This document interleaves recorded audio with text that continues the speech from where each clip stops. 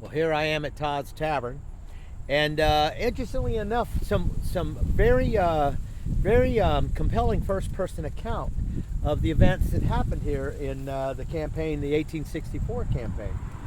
So what we have here, George L. Frankenstein. Oh, that's interesting. There was a Dr. Frankenstein. There was a George L. Frankenstein. A native German who served in the Union Army painted Todd's Tavern shortly after the war. Look at that. Isn't that just cool? And he talks, someone talks about it. Oh, John D. Billings of the 10th Massachusetts Light Artillery speaks to it.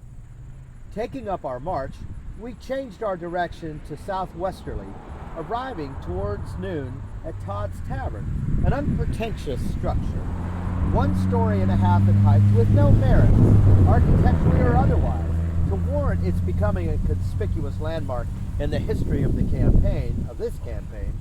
Here a halt had been ordered. Batteries were parked in luxuriant fields.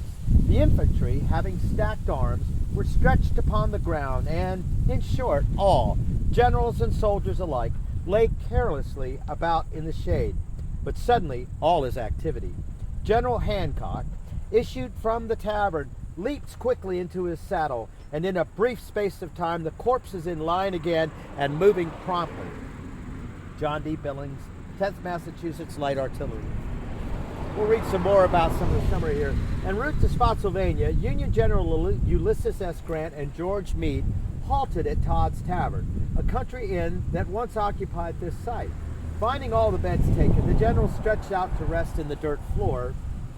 In the morning, a military band struck up a tune outside, causing Grant's staff to laugh. When the tone-deaf general asked what was so funny, they told him the band was playing an old camp tune called "Get Out of the Wilderness."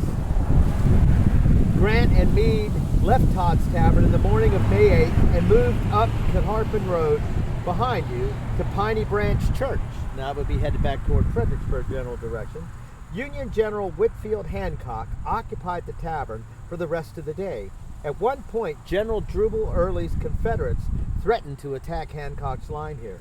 But when Early saw the Union earthworks, he wisely broke off contact with the Federals and headed to Spotsylvania by another route. Thus wrote Hancock Adjunct, "The great battle of Todd's Tavern was never fought." Very interesting. There you go, Motley Patriot. A little bit of Todd's Tavern. There's more to come.